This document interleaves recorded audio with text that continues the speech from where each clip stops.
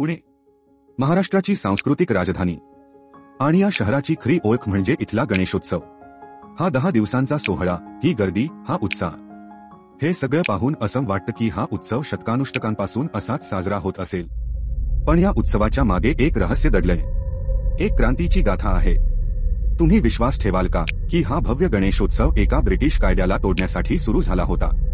आपण सगळेच ऐकतो की लोकमान्य टिळकांनी सार्वजनिक गणेशोत्सव सुरू केला, पण खरी ठिणगी त्यांनी टाकली होती का?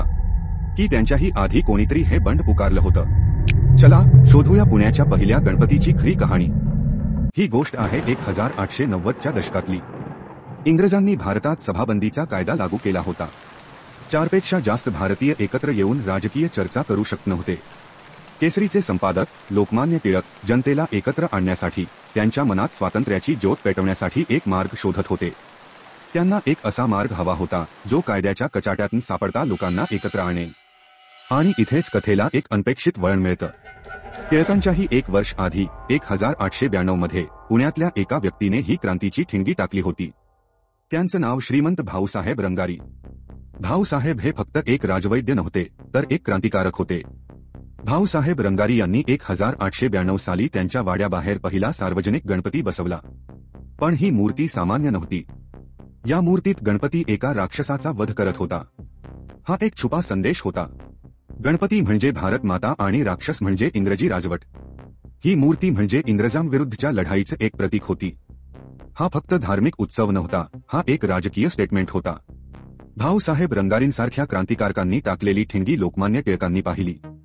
त्यांच्या लक्षात आलं की धर्माच्या माध्यमातून लोकांना एकत्र आणणं हीच इंग्रजांवर मात करण्याची सर्वोत्तम युक्ती आहे। टिळकांचं श्रेय हे सुरू करण्यात नाही, तर या छोट्याशा ठिणगीला एका मोठ्या बनव्यात रूपांतरित करण्यात आहे। 1893 साली टिळकांनी पुण्यातील विंचुरकर वाड्यात एक सभा घेतली आणि गणेशोत्सवाला एका भव्य 10 दिवसांच्या सार्वजनिक उत्सवाचं स्वरूप देण्याचं आवाहन केलं। कल्पना एकदम साधी होती। गणपतीच्या आरती, भजन आणि कीर्तनाच्या नावाखाली क्रांतिकारक एकत्र येतील, योजना बनवतील आणि स्वराज्याचा संदेश घराघरात पोहोचवतील। धार्मिक उत्सवावर बंदी घालण्याची इंग्रजांची हिंमत नव्हती। हा एक जबरदस्त मास्टरस्ट्रोक होता। या चळवळीला एकसंध ठेवण्यासाठी टिळकांनी आणि पुणेकरांनी मिळून मानाचे गणपती ही परंपरा सुरू केली। यात पहिला मान मिळाला पुण्याच्या ग्रामदैवताला कसबा गणपती। यानंतर तांबडी जोगेश्वरी, गुरुजी तालीम, तुळशीबाग आणि केसरी वाडा या मंडळांना मानाचं स्थान मिळालं। ही फक्त मंडळ नव्हती, तर स्वातंत्र्याच्या लढाईची वेगवेगळी केंद्र होती। भाऊसाहेब रंगारींनी टाकलेली पहिली ठिणगी, लोकमान्य टिळकांनी त्याला दिलेलं व्यापक स्वरूप आणि पुणेकरांनी जपलेली परंपरा, इंग्रजांना देशाबाहेर काढण्यासाठी सुरू झालेला हा उत्सव आज आपली सांस्कृतिक ओळख बनला आहे।